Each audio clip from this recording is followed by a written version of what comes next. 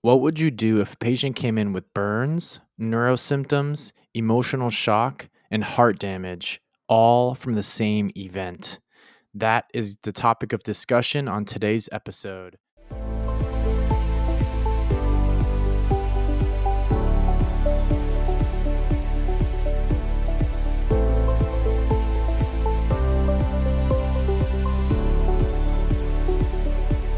Welcome to the Researched RN podcast.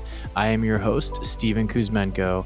In this podcast, I discuss new and interesting peer-reviewed research articles from various nursing researchers and other professional publications.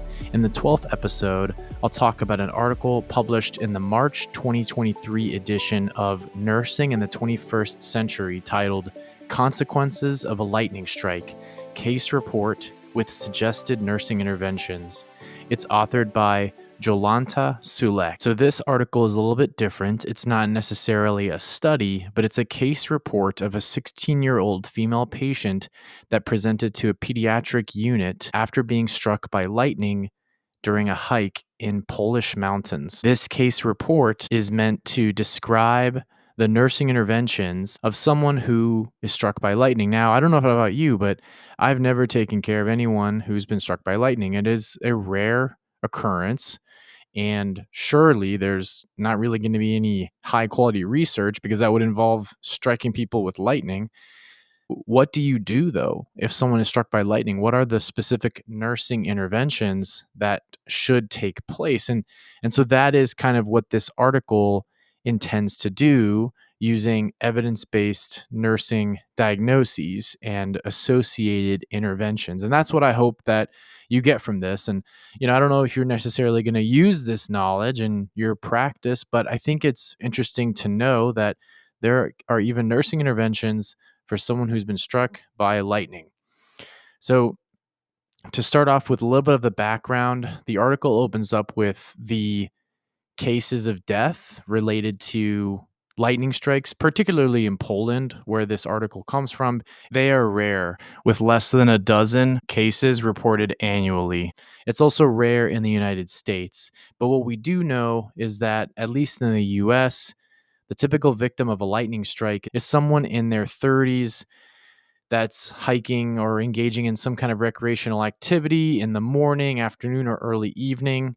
And I didn't know this, but men are 4.5 times more likely than women, at least in the United States, to get struck by lightning. But in Poland, where this article comes from, it's actually 4 times more frequent that a female gets struck by lightning than males, which I think is interesting. And at least what they report in Poland, 80% of people who have been struck by lightning have survived, but they are likely to suffer long-term health consequences because of the impact of the lightning, the burns, and the other associated damage that's not just on the surface, but on the inside. In addition to the skin, the burns that are caused by the lightning strike, but you can also have damage to your heart, to your lungs, to your nervous system, your nerves, the muscles, your musculoskeletal system, your digestive system, your urinary system, and your sensory organs. So like your eyes, ears, your ability to feel like with your fingers. So,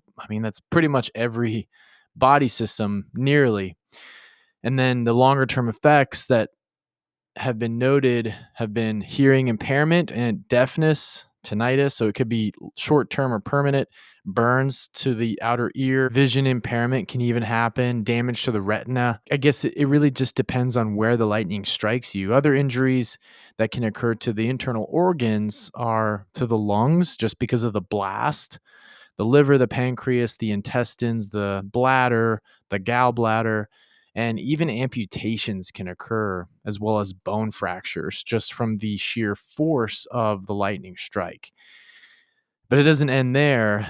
So I mentioned that you can have damage to the musculoskeletal system after a lightning strike. So this can damage the muscles. It can cause rhabdomyolysis, causing myoglobinuria, which can damage the kidneys. And then, of course, having to go to a hospital, there's iatrogenic errors, meaning just errors that are caused by people in the hospital. And so there's a number of things that can happen when someone is struck by lightning.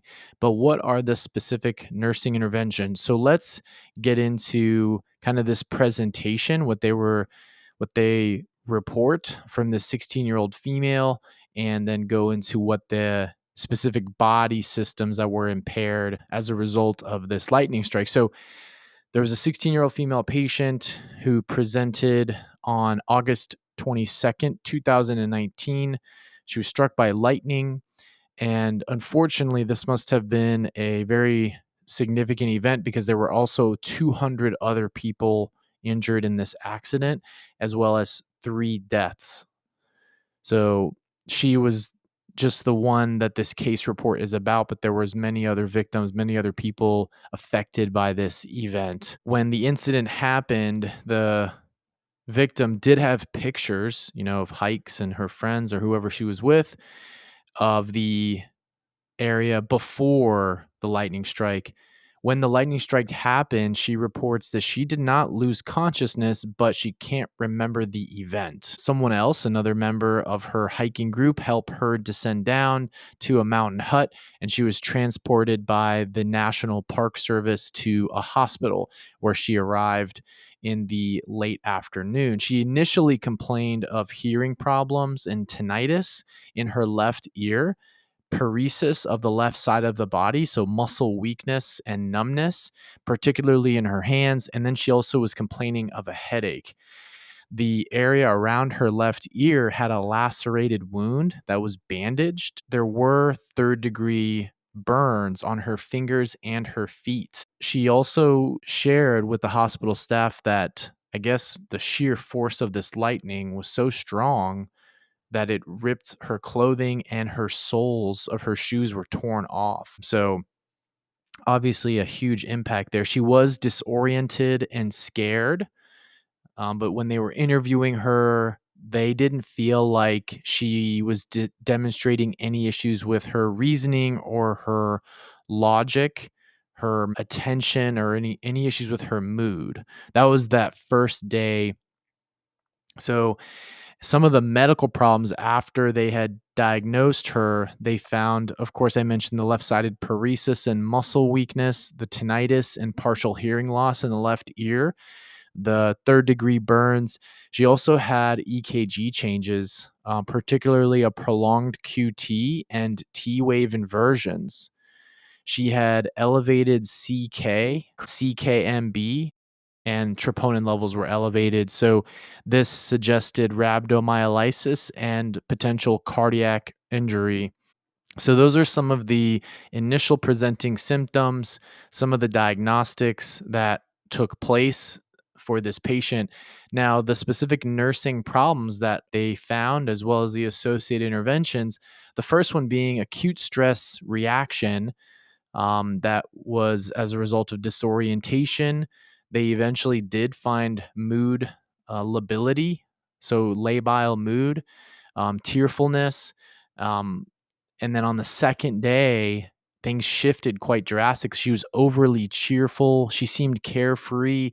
And they really did feel like her behavior was inappropriate to her condition. This could be attributed to her not remembering the event very well. It just was so traumatizing.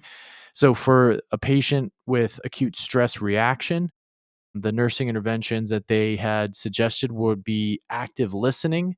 So sitting beside the patient, acknowledging what they're saying, also anger control assistance. So that can mean a number of things depending on the patient and the age and the development. Anxiety reduction, that could be in the form of aromatherapy, counseling, crisis intervention that can support her emotional health, and then improvement of the support system. So just helping the patient feel like they are supported and helping them cope with their condition, their new condition, and the potential for lifelong altering effects. The second nursing diagnosis they found was related to the skin wounds, the burns that occurred from the lightning, as well as the laceration. So surface skin wounds, and second and third degree burns. So the interventions there, nursing interventions, would be pain management. That could be pharmacological, non-pharmacological, and then figuring out what the risk of complications are, one of those being infection anytime that the skin is open, and then continuing to monitor the skin and clean the wounds as needed. The third nursing diagnosis was related to the patient's anxiety that she did portray. Of course, I would be very anxious after being struck by lightning. I mean, she had said that the lightning tore the soles off of her shoes. So obviously a tremendous force that just comes out of nowhere. The interventions for anxiety, lowering anxiety through assessing how severe the anxiety is, using an empathetic approach, and then providing information on what happened. So why, what happened to you? Why is this causing anxiety? Talking through that, encouraging positive self-talk, explaining any problems or issues that are occurring with the patient. So the medical problems, having questions answered and explaining fully what's going on, as well as what they're doing in the room. So the actions when they come into the room, hey, this is what I'm doing. And then procedures, fully explaining them, particularly if sedation's involved, and it might cause them to feel like they're going to alter the memory more. That could be something else that can cause anxiety. So just fully explaining and being present for the patient could help reduce anxiety. The fourth nursing diagnosis was related to the tinnitus and the hearing loss. And the interventions there would be to focus on enhancing communication. So listening, of course, and then really confirming that the information was received and understood. So potentially, using closed loop communication. That's kind of what that tells me is, you're looking at the patient, you're making eye contact, you're really enunciating and facing the patient when you speak, light on your face, because again, they're not going to be able to hear you. So they might have to read your lips. And then whenever they talk to you, just really ensuring that you got the message and you communicate that to them so that they feel like, okay, I may not be able to hear you very well, but I know that you can hear me. Because it might be weird that, thankfully I've never experienced hearing loss, but it might be weird that they're unable to really hear themselves speak. So they're like, well, can you hear me if I can't hear myself? So, and of course that also can potentially make the anxiety worse. The hemiparesis was one of the other diagnoses, particularly in the left side, the left arm, and the left leg. This did eventually subside on its own, but for the time being, the nursing interventions would be neurological monitoring, so assessing the patient's status and stimulating the arms and the legs as much as possible to try to get them back, and that also helps you further assess the function. The big thing would be fall prevention. So with mobility, hemiparesis is definitely going to impair someone's mobility and increase their risk of falls. And then stimulating the cognitive functions so that they know where they are. So that could just be turn the lights on. Environmental supervision. So maybe having them close to the nurse's station or where the nurses sit, and then ensuring safety. So that would be, in my mind, the slip resistant footwear, call lights, if there's any behavioral issues, particularly in fall reductions, that would probably require like an alarm so that when the patient has gotten up, if they are for whatever reason disoriented, and you don't want them to wander or just get up and fall because of the weakness. The sixth disorder that they had was myocardial damage, and the need to implement limitations. So likely limitations are related to their functional status, because of course, the more you move, the more oxygen demand, the more demand on the heart. So this patient did exhibit potential cardiac injury from the lightning, as evidenced by the lab tests. The troponins were slightly elevated. And so for myocardial damage and limitations there, you would institute, of course, monitoring vital signs, making sure that they're hemodynamically stable, particularly in the acute period. They also suggest avoiding overheating and excessive cooling of the patient. I guess that makes sense. That can cause physiological stress, which can cause the myocardial demand, oxygen delivery demands go up. So the heart's going to work harder, but we want to try to limit that. They suggest limiting sodium intake, so that, of course, you're not making the heart work harder by having more sodium in the bloodstream, increases intravascular volume, and then promoting effective stress reduction that can help, reduce the myocardial demand. So that could just be whatever the patient finds pleasing to them: meditation, listening to music, talking to someone, being in a silent room. Stress reduction can look like a lot of different things for different people. The seventh problem was related to the renal damage caused by the rhabdomyolysis. And so we mentioned that the damage to the muscle, the actual muscle, can cause rhabdomyolysis, which can, of course, be really caustic to the kidneys. So the nursing interventions for that would be monitoring vital signs and daily weights and weight changes. So, urine output, I's and O's, and then monitoring electrolyte levels so that they can determine and make sure that electrolytes are within normal limits. They did not report in this case study what the electrolytes were and if any of them were abnormal. But what was abnormal was the creatinine was slightly elevated, and it did go down, and through the days that the patient was admitted. The eighth problem was related to the insufficient knowledge about the condition. So this is because her second day in was about the time that she became just overly cheerful. I don't know if this in and of itself was a coping mechanism, but the way that the authors perceived that was that she did not understand what had happened, and it was her behavior and demeanor was not appropriate to her situation.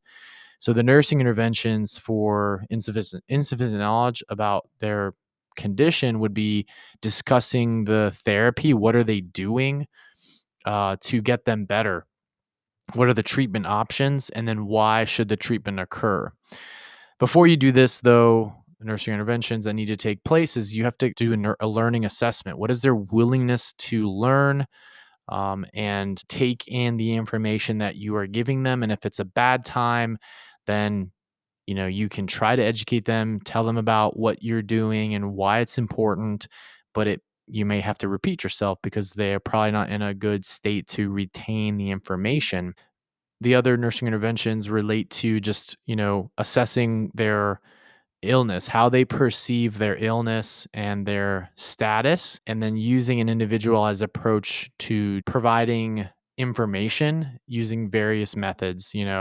Could be just talking to them, conversational discussion about their condition, about the treatment. It could be printed materials, it could be videos that are assigned.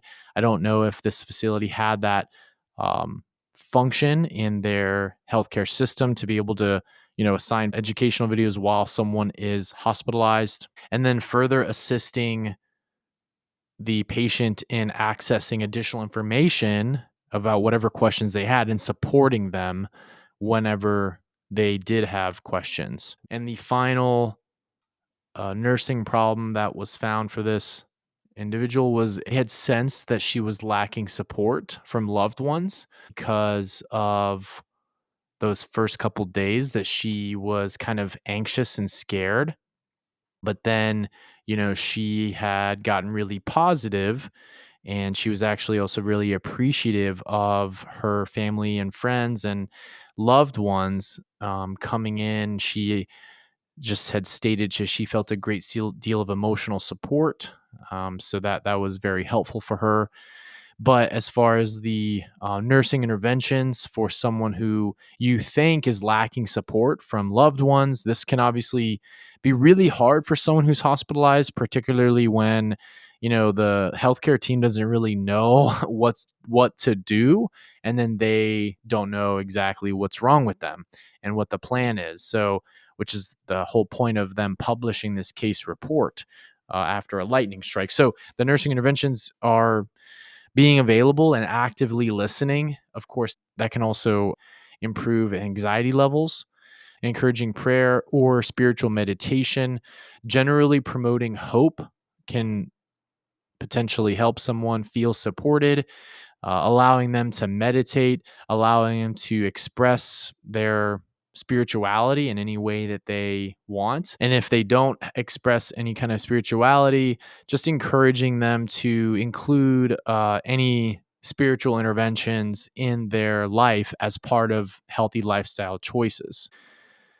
Those were the 9 problems and associated nursing interventions. A few more reflections that they had discussed in this article. The purpose of this was to create an individualized plan of care in the case that was described. And so one of the big things that I took away from this and that they mentioned after the diagnosis is that in a single trauma, there was a multi-system injury, psychosocial aftermath, and they found gaps. So the multi-system injury, there was almost every organ system was affected, and that might not be something that nurses are prepared for.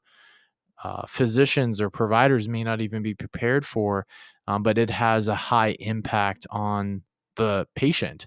The psychosocial aftermath, they did find that the patient developed PTSD, depression, and long-term emotional challenges from this. She was hospitalized for 4 days, but on follow-ups, she was showing symptoms of PTSD, primarily in the form of nightmares and panic attacks. They thought it was attributed because of the uncertainty and danger that the patient was in. And then, of course, this was in 2019. So shortly after, the year after, was the COVID-19 pandemic. And so she was hiking and going outside and seeing people before the pandemic. And so now she has these health problems. And then one of the ways that this 16-year-old was engaging in a healthy lifestyle was, to go out and hike. And unfortunately, the pandemic limited that. So that could have been part of her coping and the stress that she experiences in daily life. So now she has PTSD, anxiety, and depression potentially, and then a pandemic happens. And so another key takeaway that I got from this and the authors mention is the need for early psychosocial support pathways, even when, I really wouldn't think that would be a problem after a lightning strike. This is really the first time I'm reading a lot about how nurses can care for people who have been struck by lightning, but that is something I didn't think of initially, is like, wow, it really does affect the psychosocial aspect, the emotional and potentially spiritual aspect of someone's life. So having that ability to address those needs, through nursing interventions, it does, those pathways need to be there. The other last key takeaway from that is that there were system gaps that they found, because they did not know what to do. They mentioned this in the article that they lacked knowledge and how to proceed with this patient, but they had to make decisions quickly. So they really relied on their own experience, knowledge, and intuition. And then as far as the actual trauma caused by the lightning, general wound management and burn management is what they defaulted to. And that seemed to help the patient, at least in the physical sense. But they do highlight the need for evidence-based treatment protocols for lightning strike injuries, and then, of course, large-scale mass casualty events. They did talk a lot about what happened to the other 199 people that were struck by lightning. They mentioned 200 people were injured. I don't know exactly what happened, if it was just a a huge rain or thunderstorm. But of course, they do mention that it's something that needs to be in place. And so the practical key takeaways, at least from this article, this one case report is most likely not enough to, lead to any meaningful changes in, systems or facility protocols. But one, know how to triage lightning strike victims. And they suggest that with more victims, you actually do reverse triage, where victims with sudden cardiac arrest are resuscitated first. They do also mention that it's safe to touch and approach victims of a lightning strike. It's not like you're going to get shocked or there's any more electricity left in their bodies after they're struck by lightning. And so you would use that approach for triage. The second key takeaway is it's important that we integrate evidence-based nursing interventions into trauma cases, even if they're rare. So kind of what I mentioned a little bit ago, this is a rare thing for you to see and for something for in general to happen. But they did what they knew. When they saw a wound, they treated it like a wound. When they saw a burn, they treated it like a burn, all using evidence-based nursing interventions. The third key takeaway is the potential need to push for institutional protocols in lightning strike patients and or mass casualty events. A lot of facilities do have mass casualty protocols. Does that include patients struck by lightning? I'm not sure. That you'd have to look that up at your institution or your facility, but nonetheless, something worth noting.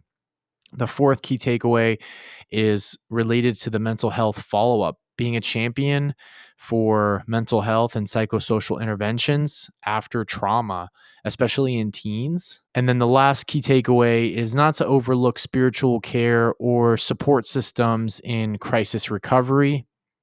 And so just being there for your patient, a lot of the nursing interventions, at least, I think the most impactful ones to the patient, what the patient's going to remember, at least in my opinion, are going to be the ones about listening, active listening, speaking to them in a way that's respectful, being there for them, giving them a sense of support. I know that a lot of nurses do that every day. Of course, it's something that it can be time consuming with all the other competing priorities that we have in the care setting. But nonetheless, it could be something that, especially because the longer lasting impact after this event was the PTSD and the anxiety, giving that support to them as early as and as often as possible, surely is something that can help victims of lightning strikes. And that is a wrap on the 12th episode of the Researched RN podcast, your virtual journal club on the go. I am your host, Steven Kuzmenko. I'll have new episodes out at least monthly. You can email me at researchedrnpodcast@gmail.com with any articles or topics you would like for me to discuss. If you enjoyed today's episode, please share with a friend. And it would also be a huge help if you gave me a positive rating so that others can find me. Thanks for listening, and be sure to tune in to the next episode.